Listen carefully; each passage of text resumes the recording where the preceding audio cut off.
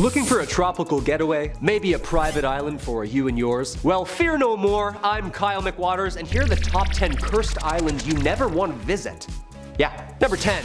Snake Island. Located 95 miles off the coast of Sao Paulo, Brazil, is Snake Island. It makes you ask yourself, is that just a name, or are there like thousands of snakes occupying the land? Well, both. What happened originally was thousands of years ago, the part of the land that once connected the island to mainland kind of disappeared. Over time, the ocean rose up, but the snakes had no idea because they're snakes. Yeah, they weren't really paying attention, it seems. Before any of these snakes got time to pack their bags, these snakes were stuck on the island, and decade after decade, that number only got bigger. One of the deadliest snakes in the world too, the golden lancehead viper. Oof. Yeah, there's over 4,000 of them on this island. From 1902 to the early 1920s, a few brave souls lived there and operated the lighthouse. But according to some local myths, the last lighthouse keeper was swarmed by snakes after he left a window open. I'm not sure if that's a real story or not, but I believe it after seeing all these photos. Yeah, that's scary. I don't like that. I don't like snakes. Number 9. Rhode Island. Have you heard of this island? Right in the middle of Antarctica and Australia is this tiny little island. The Australian government has made it illegal for anybody to visit this island, so if you have some free time, a kayak and suntan lotion, yeah, don't even think about it. Why is this island forbidden though? Is this the one full of deadly snakes? The myth surrounding Rhode Island is that it's occupied with animals that we don't know even exist.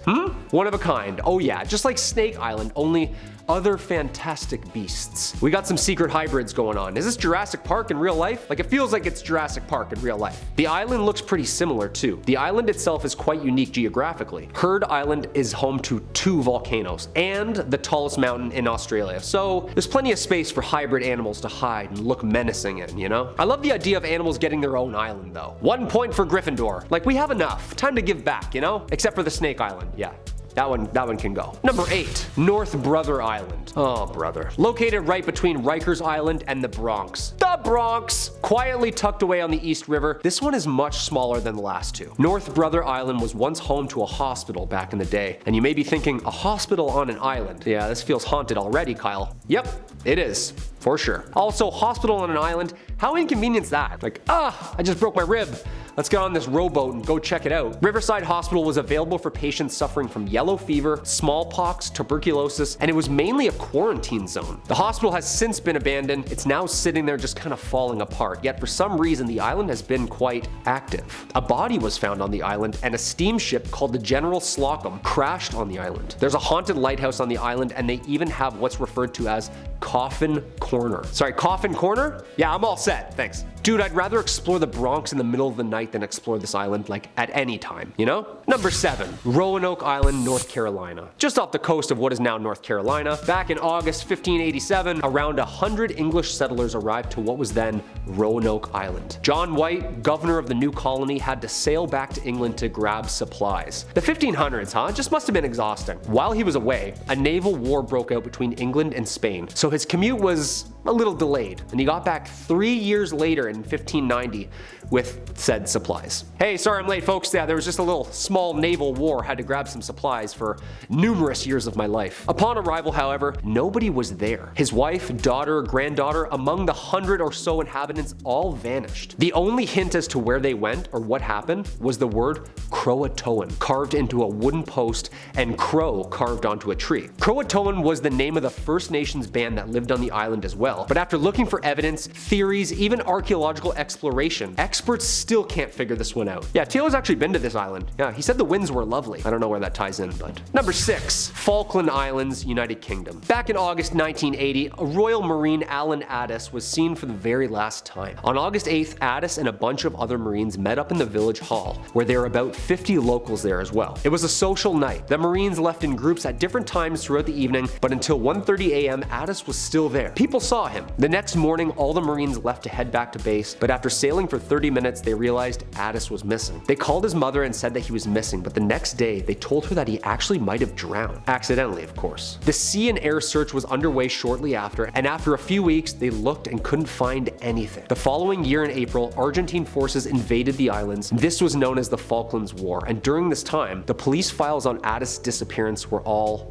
lost. We think that they were deliberately destroyed to avoid British military deployment information being leaked into the Argentine hands. What do you think? Number 5. Poveglia Island, Italy. The small island of Poveglia has taken many lives, unfortunately. When the bubonic plague arrived there in 1348, the island had become a quarantine colony. So if you had symptoms, you were sent to this island to die. Unfortunately, it was horrible. Then again, in 1630, the Black Death crept in, and once again, the center of the island became a mass graveyard. The soil is 50% human remains at this point. If its dark history doesn't scare you away, the ghost stories surrounding the island just may do the trick. In the early 20th century, mentally ill patients were sent to this island, but the doctor that was responsible for treatments, well, he himself was a little mad. He would try bizarre methods, cruel experiments, unethical treatments, you name it. The doctor himself ended up going downhill mentally, and he jumped to his death from the bell tower. Apparently the bell tower no longer stands, but the soil is still 50% remains, so either way, yeah, it's a giant no from me. Too much bad history in every kind of way. You know what I mean? I don't want to visit. Number 4. Robins Island. Forbidden, but for reasons you might not have guessed. I figured I'd liven up the mood a little bit, so let's talk about the privately owned Robins Island. For starters, it's absolutely massive, and she's beautiful. It's not made of lava or snakes, just normal sand and trees. The best part of it all? No humans allowed. Yeah, aliens are like, yes! The 435-acre island sits off the coast of New Suffolk, New York. Many names have come and go when it comes to this island ownership, but as of right now, it's a forbidden nature preserve. The owner is a man named Louis Bacon. Even his name loves animals too. Louis Bacon has poured time and money into building this sanctuary and fears that if anybody else gets involved, the whole thing is gonna fall apart. Fair enough. Aside from that side quest Mr. Bacon is pulling off, Robins Island is home to the largest population of turtles in the state. Yeah, fun fact. So don't worry, he's not really alone.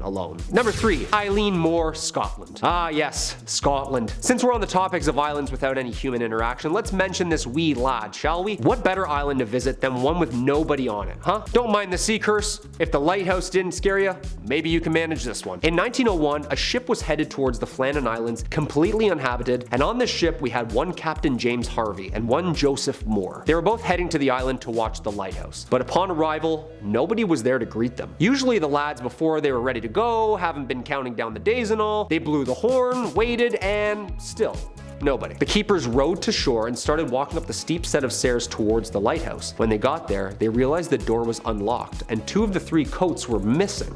Upon further investigation, he saw half-eaten food, a chair that had been tipped over, and the kitchen clock had stopped working. Still, no sign of the keepers. When checking the lighthouse log, however, the previous days were a little odd. December 12th, the second assistant, Thomas Marshall, wrote, quote, "Severe winds, the likes of which I have never seen before in 20 years. James was awfully quiet, and William, the 3rd lad, was crying the whole time," end quote. Yeah, there's some sinister vibes there for sure. Like, this is like The Lighthouse the movie, but like in real life, you know? Terrifying. No thank you. I wouldn't stay in any lighthouse, let alone this one. Number 2, Easton Beach, Rhode Island. Back in 1750, the Seabird, this big beautiful ship, slowly arrived and washed up on the shore of Easton's Beach. There was a big breakfast waiting on the table of the ship, the kettle was boiling on the stove, but there was no sign of the crew anywhere. Just an empty ship washed up along the shore.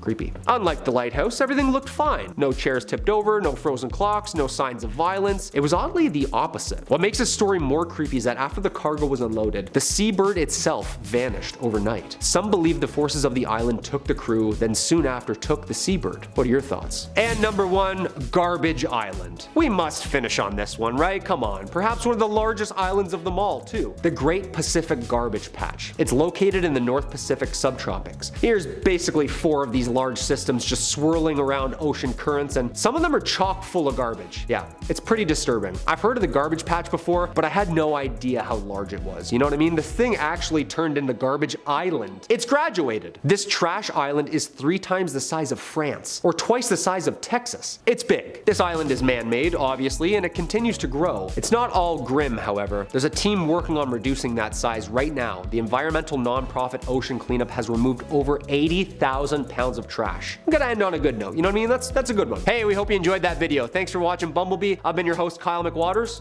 Peace.